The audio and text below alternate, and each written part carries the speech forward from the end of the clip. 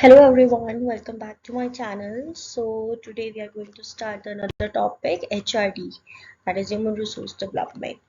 So in this video we are going to cover definition, need, scope and HRD matrix. So let's start it. सबसे पहले what is the Human Resource Development?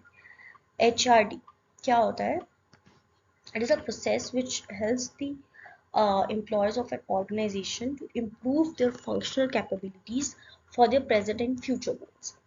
तो human resource development नाम से clear हो रहा है जिसमें हम ह्यूमन के रिसोर्स की डेवलपमेंट के लिए काम करते हैं।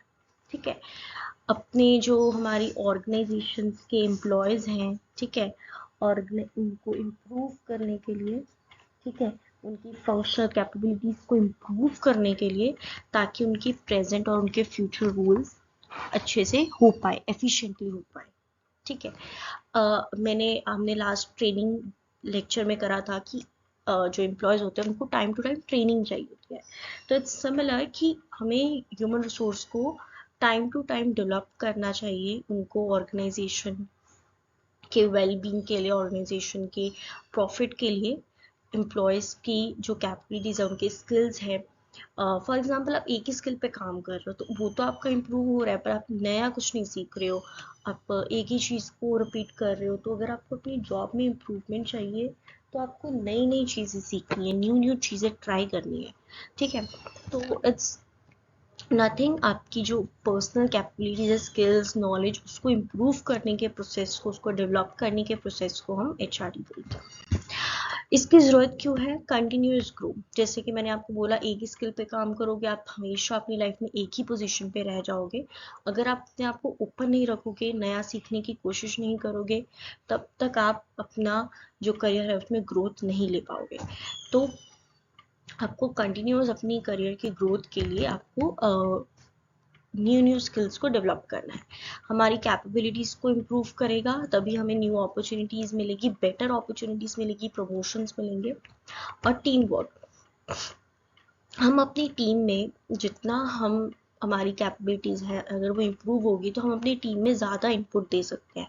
अगर हम अपनी टीम में ज़्यादा इनपुट देंगे तो हमारी टीम बेटर परफॉर्म करेगी, तो अल्टीमेटली हमें ही उसका प्रॉफिट होगा। ठीक है, तो टीम वर्क में हम काम कर सकते हैं, हम अपनी टीम के वर्क को इम्प्रूव कर सकते हैं। ओके, सो स्कोप, अभी बेसिकली स्कोप क्या है? मैक्रो लेवल पे काम करता है और माइक्रो लेवल पे काम करता है। मैक्रो लेवल पे काम करता है नेशन की वेलबींग के लिए।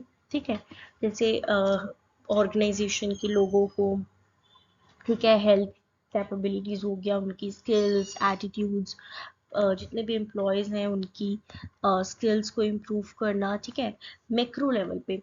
और अगर हमारा जो एम्प्लॉयज़ के स्किल्स, तो ऑर्गेनाइजेशन इम्प्रूव होगी, ऑर्गेनाइजेशन इम्प्रूव होगी तो नेशन अच्छे से काम करेगा। तो वो हो गया मैक्रो लेवल पे। ठीक है, macro means large and micro means small. तो माइक्रो लेवल पे, छोटे स्केल्स पे, कंपनीज के मैनेजमेंट के रिगार्डिंग, ठीक है, और छोटे अप्रेजल्स, आपके personal appraisal, potential appraisal, compensation, ये सब बहुत बेसिक लेवल पे हो गए। ठीक है, कि बेसिक लेवल पे आपका अपना कंपनसेशन बढ़ेगा, आपकी अपनी वेलबींग होगी, परफॉर्मेंस अप्रेजल होगा। ठीक है, मैन पावर प्लानिंग, सिलेक्शन, इन सब में आपको काम करेगा।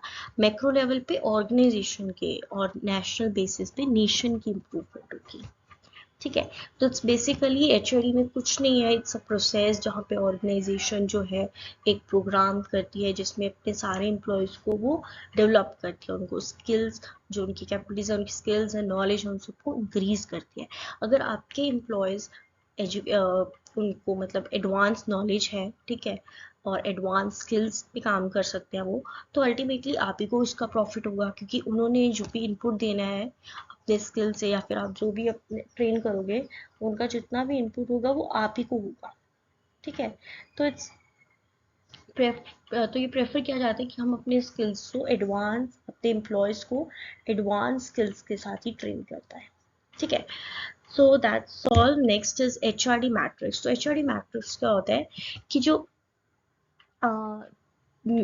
HRD मैट्रिक्स है वो HRD इंस्ट्रूमेंट्स, उसके प्रोसेस, आउटकम्स और ऑर्गेनाइजेशनल इफेक्टिवनेस, इन सब का इंटर रिलेशनशिप शो करता है।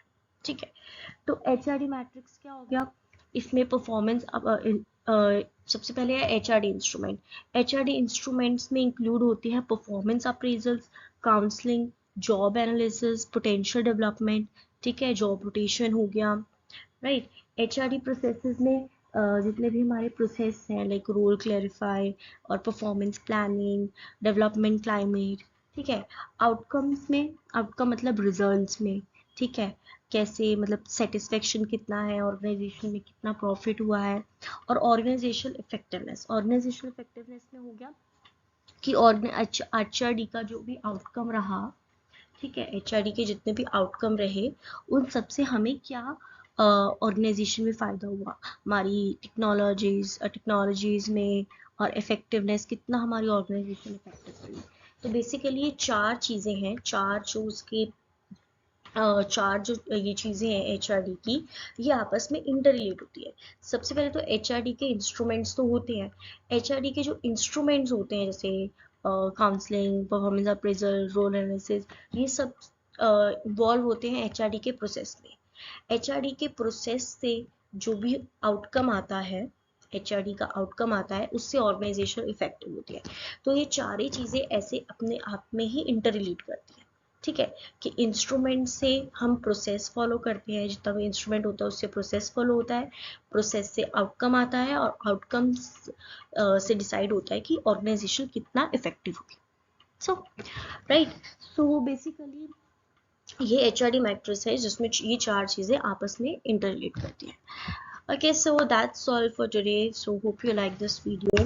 Please do subscribe to my channel for more such video. Thank you so much.